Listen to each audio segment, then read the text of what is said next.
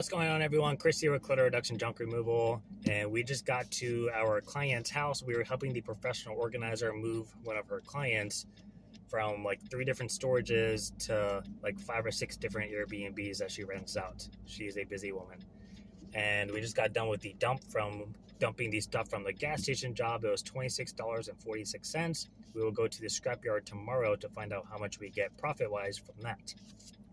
So I had a couple of people in the last like 2 weeks about how I got started, because if you don't know, I started off using the U-Haul rental trucks. I did not have any kind of pickup truck or trailer, and I started off very what I believe is to be minimal cost. I think all in all, including my insurance setup and paying for registration fees for the state and the government to basically get your business going, and paying for SunBiz to register it with Florida and stuff. I think all in I was like $600, including my t-shirts and my business cards and stuff.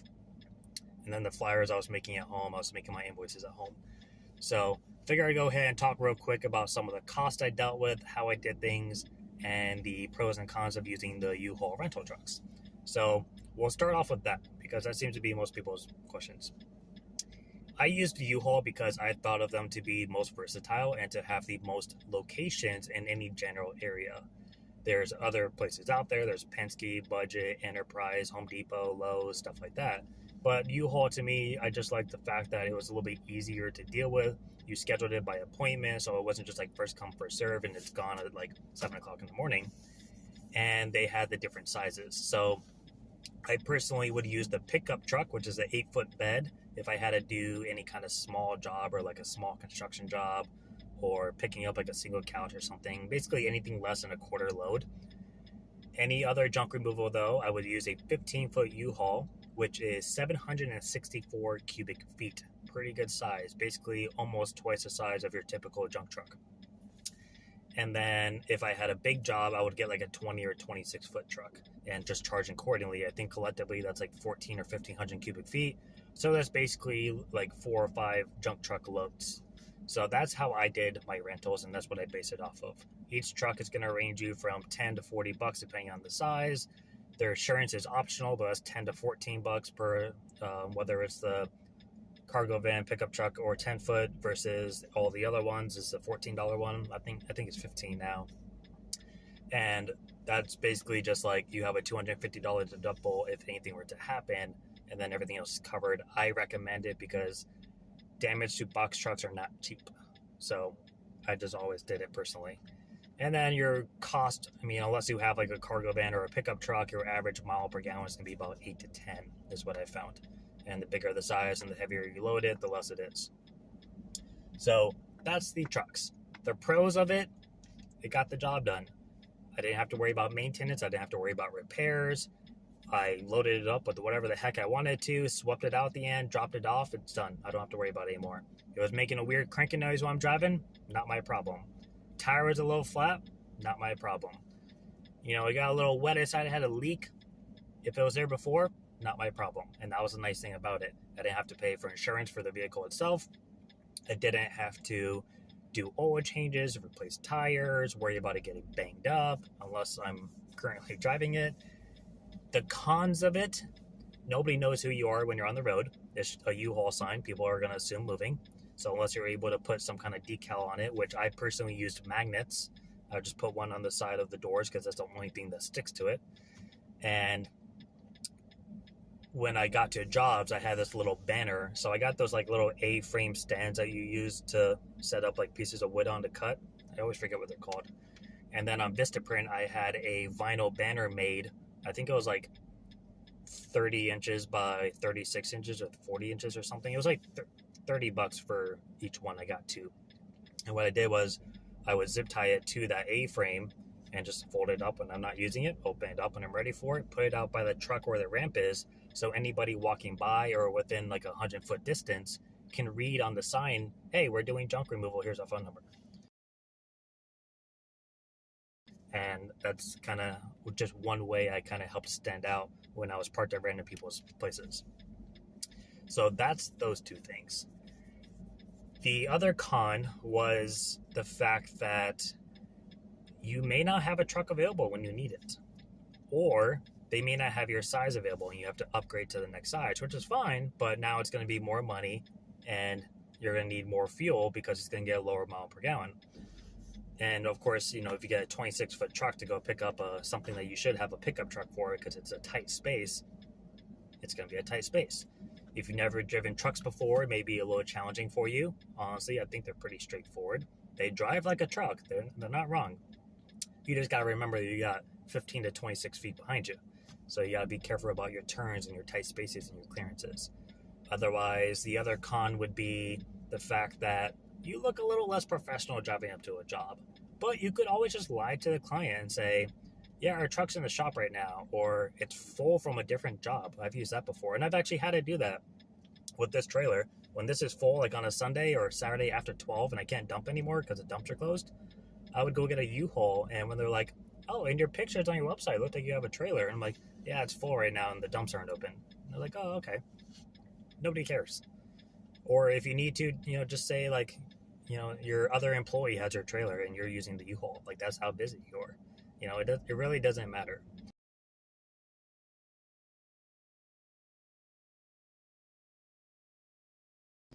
But that's the U-Haul. As far as marketing goes, I marketed to the clients at the moving company because they were not associated with junk removal. I had a good standing with them and they did not care.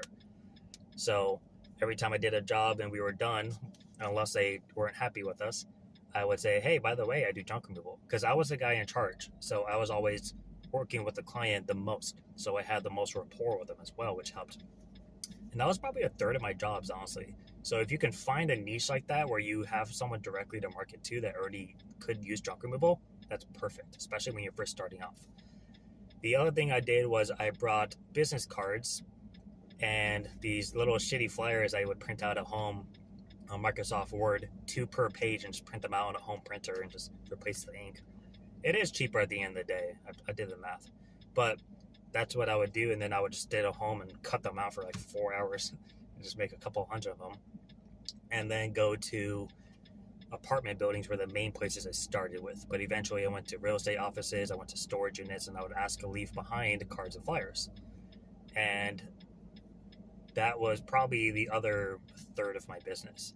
And then the next thing I was doing was pushing for social media and SEO. I did have a website. It wasn't a good website, but I did have a website.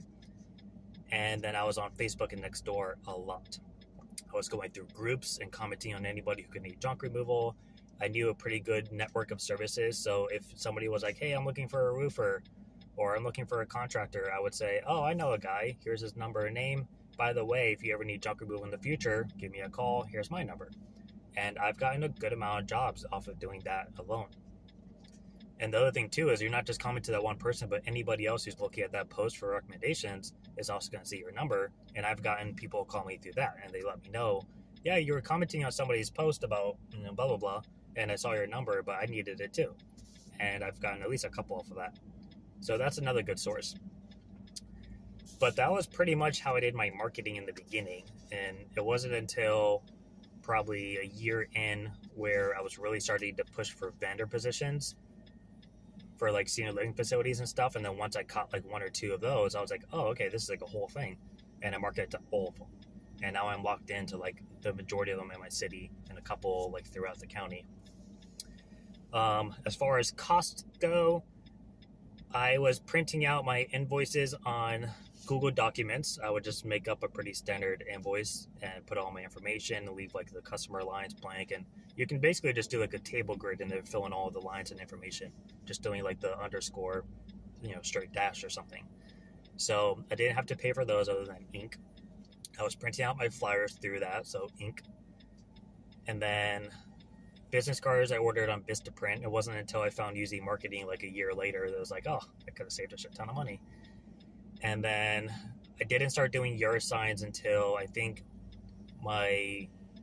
January, my second year is when I started doing yard signs. But I got those from UZ Marketing, which was a much better deal than Vistaprint. And then my business shirts I got from a local embroidery shop, which better quality for pretty much the same price you would buy for like a Fruit of Loom shirt from Vistaprint. so that was helpful. My general liability insurance was like $56 a month. I didn't have commercial yet because I was using the U-Hauls. And then I'm workers' comp exempt, so I didn't have that.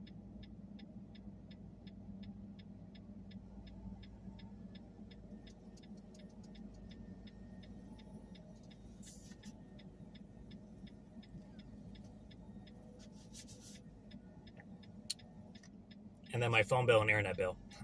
Just trying to think back. I paid for the phone bill through the business because it's being used as business majority of the time. And then my internet, at the time I was using my internet more so for business than I was anything else. So those two utilities got paid for by the business. So monthly, my bills, I think, was like $201 is what I remember for like the first year of business. $201 for bills every month. And, of course, the U-Hauls took a little bit of a cost out of every job, a little bit higher profit window, margin that I had to meet. But it got the jobs done, and it enabled me to save all that money in the front. So it wasn't until my car was paid off that I was like, all right, time to go get a pickup truck.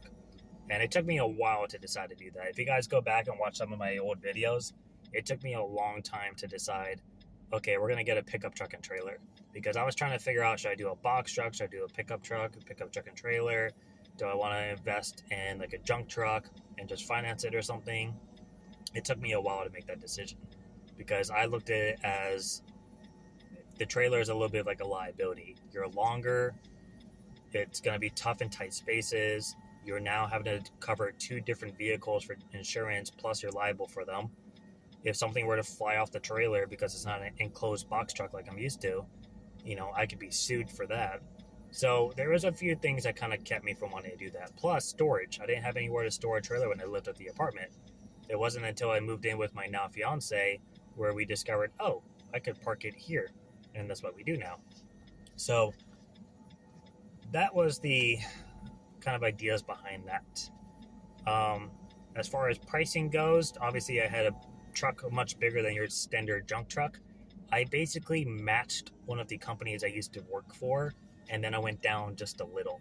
So I won't name drop them, although I'm sure some of you probably know because I talked about it in the live with Sonoma Strong Hauling.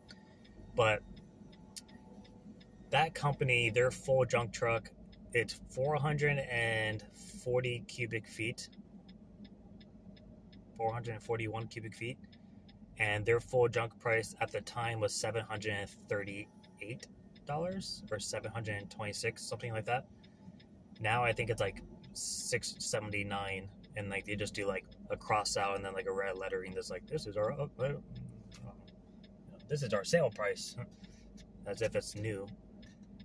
And I basically came down like $40, which I was still offering a great deal. But the problem with having a big truck is you can, on paper, it can be a great deal. Like to fill up a 15-foot U-Haul that's twice the size of your normal junk truck and say, yeah, we're $800, but 1-800 got junk, which is a 10-foot long truck and 6.5 feet wide with 5-foot sides, is realistically 320 cubic feet, although they're going to claim it's 400. Even at that measurement, you're making a great fucking deal. But people don't hear that on the phone. They don't know, oh, your full truck is 800? This other company's 500. Not realizing that your full truck is twice the size of the other trucks. That's the problem with getting the U-Hauls, and that's what I've always assumed, and that's what I've had happen with the U-Hauls myself, and that is what I know other people to have that problem with. So if you're thinking about getting a box truck, not the worst idea, but keep that in mind. That is something you're going to have to play around with. Let's see. But yeah, my pricing, I did minimum pickup, quarter, half, 3/4 full. If it was construction debris, I charged a little extra. And if it was a clean out, I did labor. So I just did the volume plus, how many hours I thought it was going to take.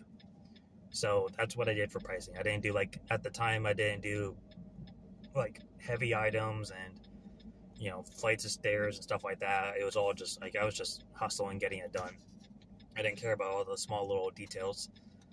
But the more you do it, the more you get lazy about it. Or not like lazy per se, but lazy for the same amount of money as you could otherwise get, is what I like to say. So that is the majority of it all, I think. Let's see, we covered marketing. Help. If I needed help on a junk job, I hired movers I knew and just paid them cash. So it was like usually $25-$30 an hour. And then if I didn't know any movers that were available, then I would put a post on Facebook and say, hey, I have a local junk removal business. I'm a mover. I might need help from time to time. Is anyone available? And I've had a couple of people reach out. I've used one person once, and he was okay, but I never went back to it. I usually just toughed it out and did it myself, which is fine, but, sometimes it could be a little strenuous when you're working as a mover and then doing this on top of it by yourself. It kind of sucks. So that's pretty much everything. I think I covered it all. If I didn't and you have a question, comment it down below. I think the realtor's or the organizer's about to be here in a second anyways. So we're going to go ahead and go work on this. And we'll see you guys next time.